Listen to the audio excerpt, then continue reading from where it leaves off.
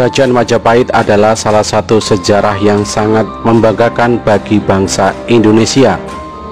Kerajaan Majapahit adalah kerajaan besar dengan daerah kekuasaan dan pengaruh yang begitu luar biasa.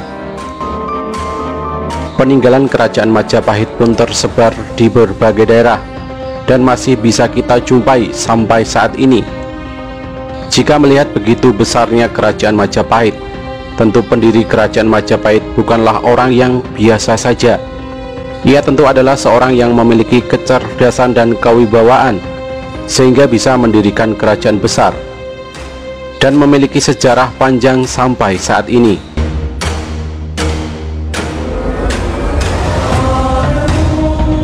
Tokoh yang berhasil memulai kerajaan baru nan megah tersebut adalah Raden Wijaya.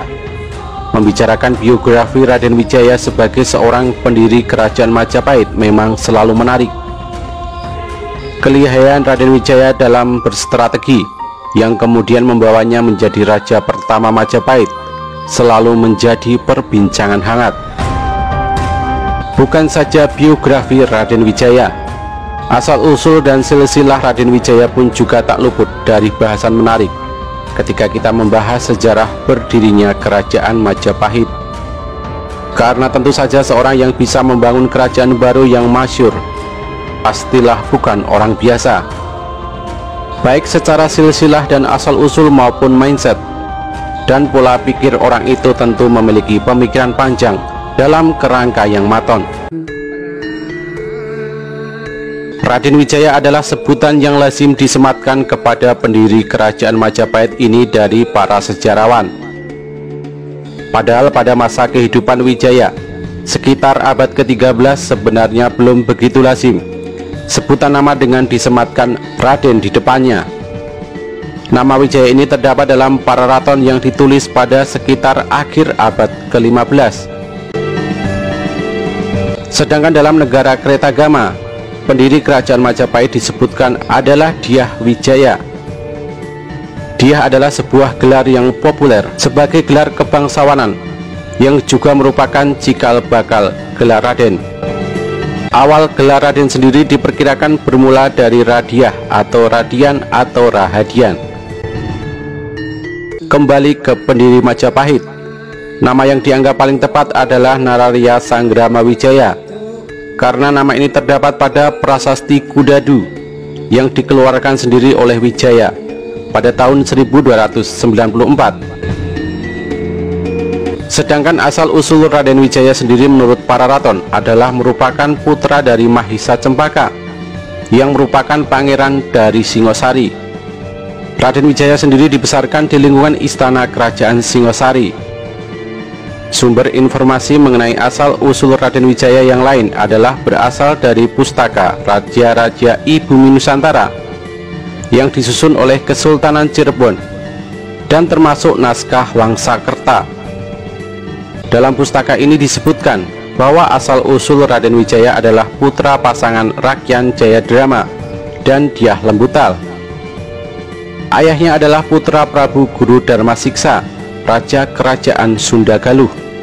Sedangkan ibunya adalah Putri Mahisa Cempaka dari Kerajaan Singosari. Dari sini bisa dikatakan bahwa Raden Wijaya adalah perpaduan darah dari Sunda dan Jawa.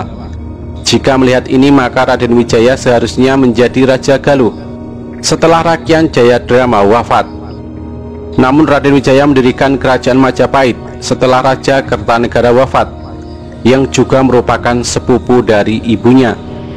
Namun informasi asal-usul Raden Wijaya dari pustaka Raja-Raja I Bumi Nusantara ini dianggap kontroversial oleh para ahli sejarah karena dianggap asli tapi palsu. Selain kedua sumber informasi di atas, ada lagi sumber berita terkait asal-usul Raden Wijaya dan silsilah Raden Wijaya, yaitu dari kisah di Babat Tanah Jawi.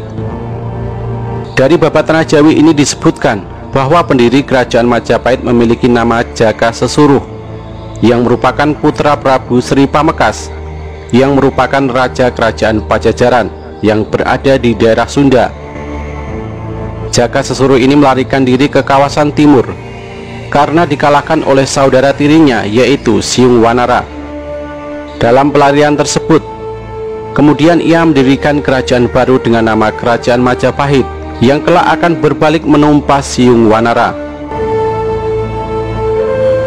Kisah di Pustaka Raja-Raja Ibumi Nusantara yang menyebutkan bahwa Raden Wijaya adalah anak dari Rakyat Jayadrama dan Dyah Lembutal ini berlawanan dengan negara Kretagama.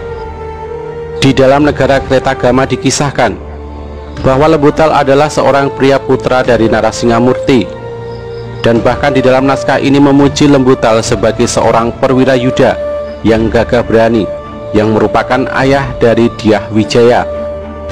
Sedangkan dalam catatan Pustaka Raja-Raja Ibumi Nusantara, Lembutal dikisahkan merupakan pasangan atau istri dari Rakyat Jayadrama.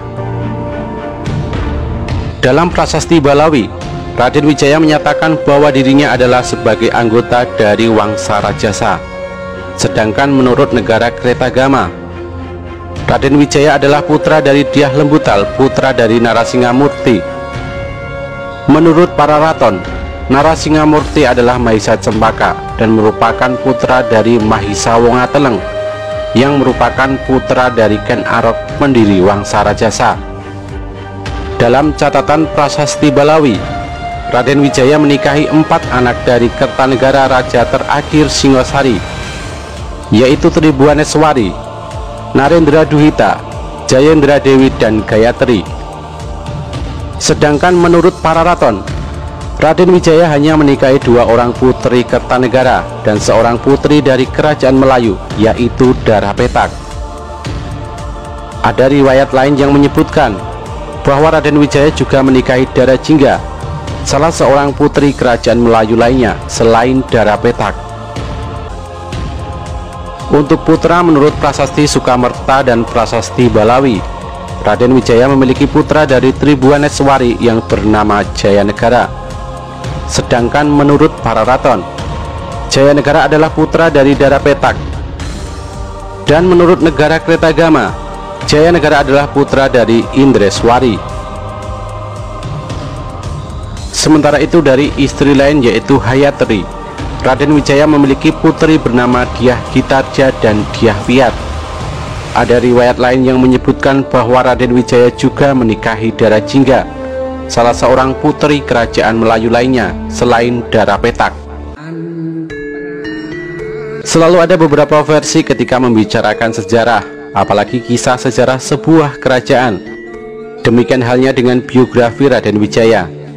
Tentu akan ada beberapa versi yang berbeda, dan memang begitulah sejarah berlaku.